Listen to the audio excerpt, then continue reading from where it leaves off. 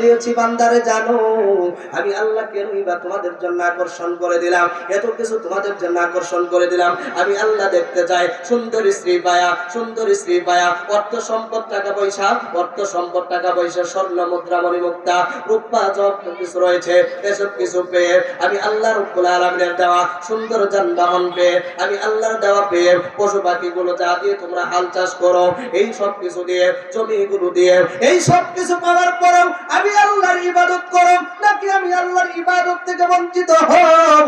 এই জন্য আমি আল্লাহ সুবহানাহু ওয়া তাআলা এই পৃথিবীর জমিনে এই সব কিছুকে তোমাদের জন্য মনোমুগ্ধকর করে দিয়েছে, সুন্দর করে আকর্ষণ করে দিয়েছে।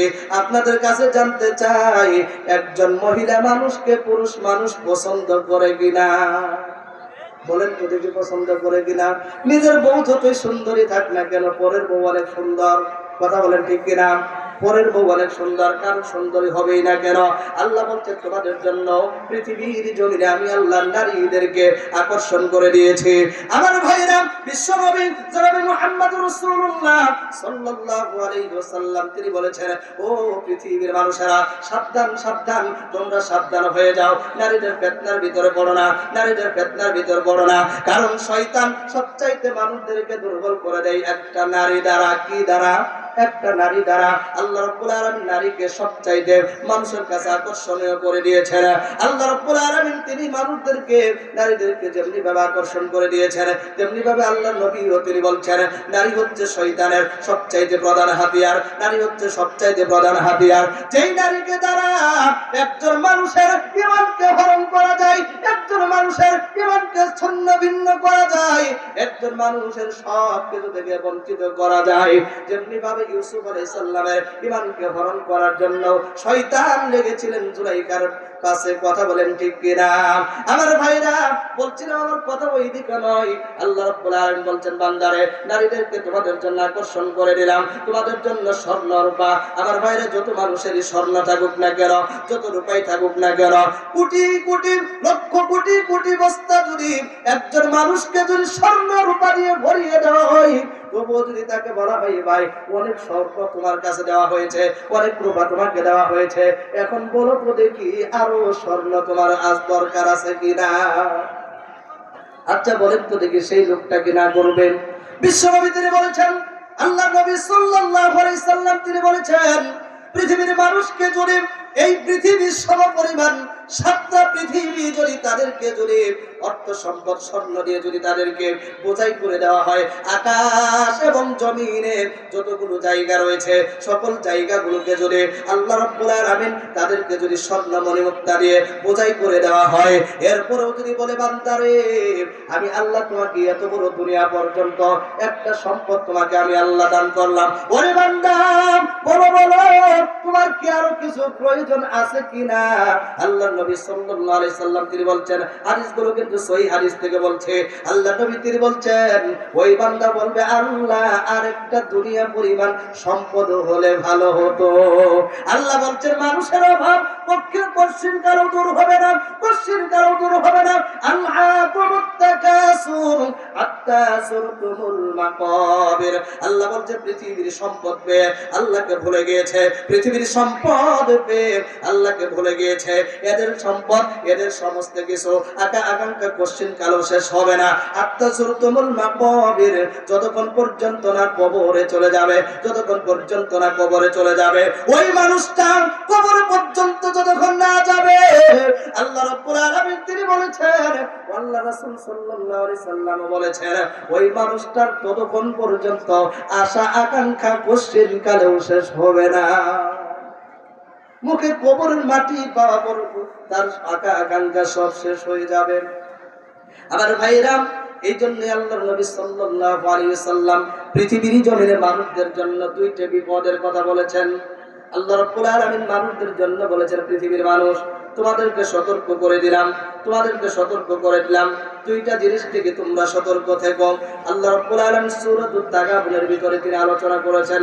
আল্লাহ বলেছেন ইয়া আইয়ুহাল্লাযীনা আমানু ইন্না মিন আসওয়াজিকুম ওয়া আওলাদিকুম আদুওয়ান লাকুম ফাহযারুহুম।